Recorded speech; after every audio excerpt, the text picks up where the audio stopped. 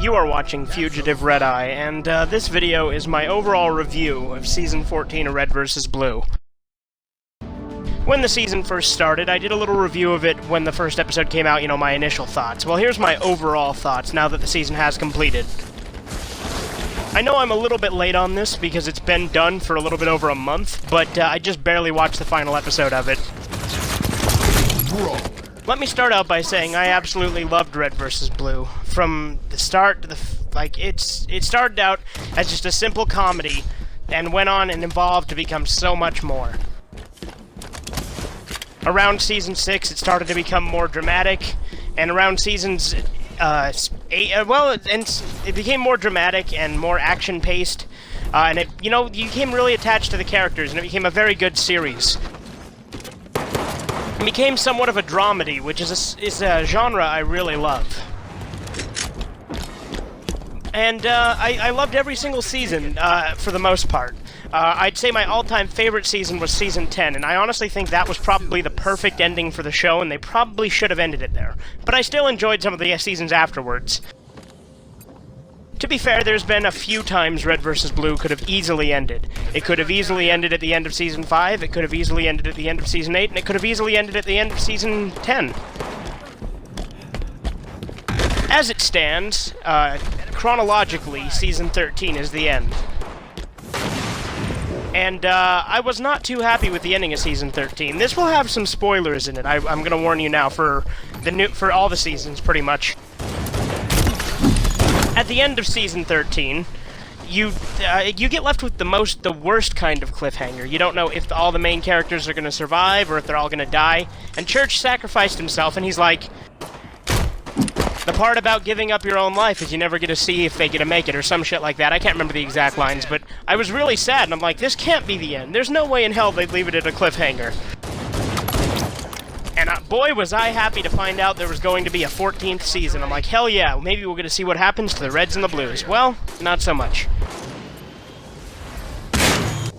Season 14, when I first heard about it, I was super excited, and then I read it was going to be an anthology thing with multiple episode arcs, and I'm like, oh, okay, maybe they're going to make the arc shorter and have them be a few episodes to an arc.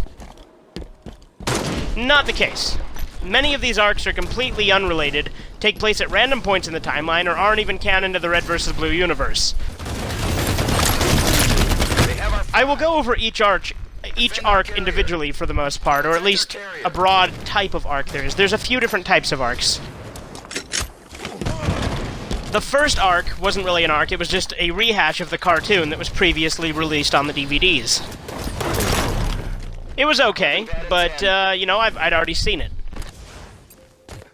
The second arc was one of my favorites. It felt like a throwback to Blood Gulch. It was filmed in Halo 1, it was a prequel arc, and it was all about the original main characters again.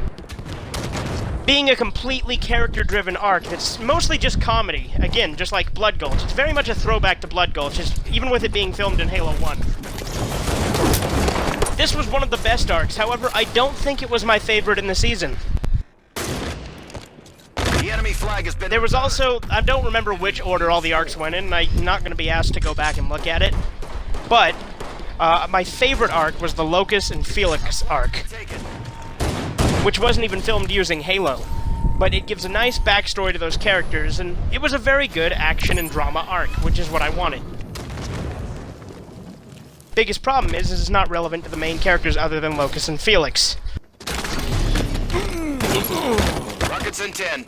However, I liked it, and it was a good arc. I'd say after that, probably the prequels, because it felt more like Blood Gulch than anything else.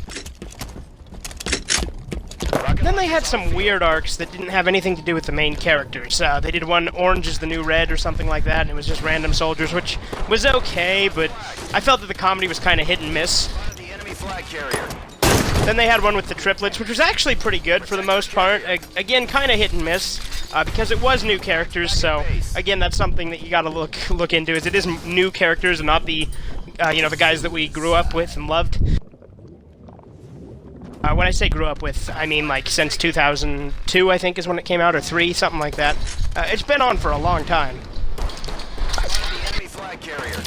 But anyway, as I was saying, Anyway, as I was saying, those are basically the good arcs, is the ones that do their own little stories. Mainly the ones with the reds and the blues are good. The ones with the side characters were kind of hit and miss, but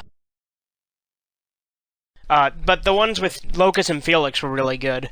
But the one that I really don't like is I don't like a lot of the crossover and non-canon shit, like the one that was done almost completely in Mega Bloks, and the one that was, Slayer. you know, the Caboose's Guide to Friendship, which was an okay episode, but I didn't really like it that much.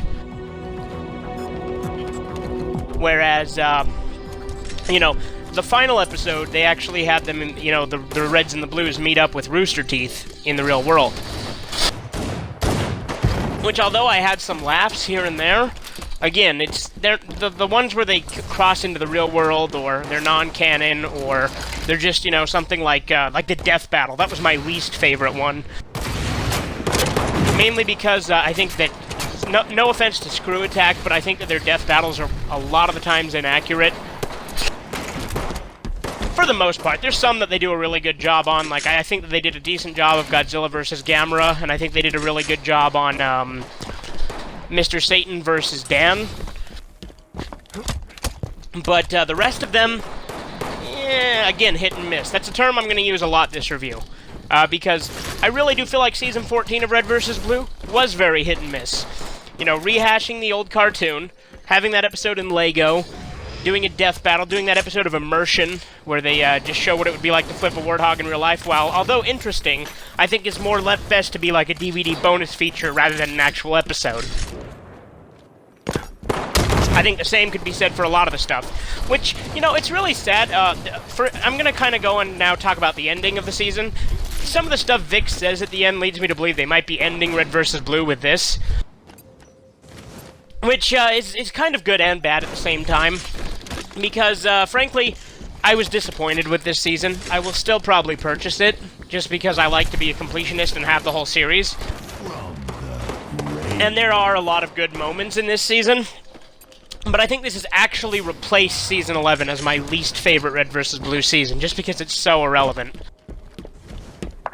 If you're thinking of getting into Red vs. Blue, I would recommend watching at least the first 10 seasons. Blood Gulch is amazing. It's classic comedy, nothing but comedy and good character gags, and it's very clever. Also a little scatological, but it's kind of a nice blend. Whereas, Seasons 6 through 10 are a lot more story-driven, which are even better. And then 11 is meh. It's okay. It's a new way to introduce the new arc. And then 12 and 13 are fantastic, except for the ending to 13, which I really think was a very bad cliffhanger that really pisses me off. Now, to be fair, like I said, I don't know what else to say about it, really. I think Rooster Teeth, part of the problem is Red vs. Blue is my favorite thing they have ever done. I don't like really anything else that they've done. You know, Achievement Hunters sometimes has a few moments that are kind of funny, or useful to know, you know, things like that. But, you know, the Strangerhood was alright. I mean, the second season was better than the first, even though it was shorter. Just because it had a lot of humor that I think was kind of funny, because it was kind of, you know, current events type humor. Because they had the stereotypical, like, SJW character and the stereotypical blogger character and shit, but that's not Red vs. Blue, that's the Strangerhood. If you don't know what that is, it's a show they made using The Sims that I don't really think is worth watching, but I watched it because I don't know. It's honestly not that great. And I really don't like RWBY. A lot of people do like it. I don't. Just because I don't feel like it's anything wholly original or interesting.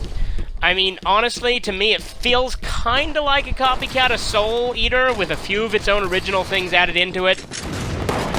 I mean, obviously, they're not, you know, soul-eating demons. They're like other monsters. I don't fucking know. I just couldn't stay and watch it. Red vs. Blue was Rooster Teeth. I feel like they're kind of a one-trick pony. And I really hate that they kind of fucked it over with this final season, just kind of half-assing it and doing all these stories. Basically, at the end, Vic tells you to write your own fan fiction to continue it, which I feel like is kind of a fuck you. I do think this was an okay season, but damn, this is a bad note to have Red vs. Blue go out on. I really do feel like Season 10, if they were going to end it, they should have ended it with Season 10, or hell, even... As I was saying, I even think Season 13 would have been an okay way to end the series, even though it's a cliffhanger. But that about wraps it up for what my thoughts are on Red vs. Blue, I guess. You know, overall, this season was a bit of a disappointment, but I think if you think of it more as like the PSAs that they include on a lot of the DVDs, and that they used to do all the time, it's still pretty good.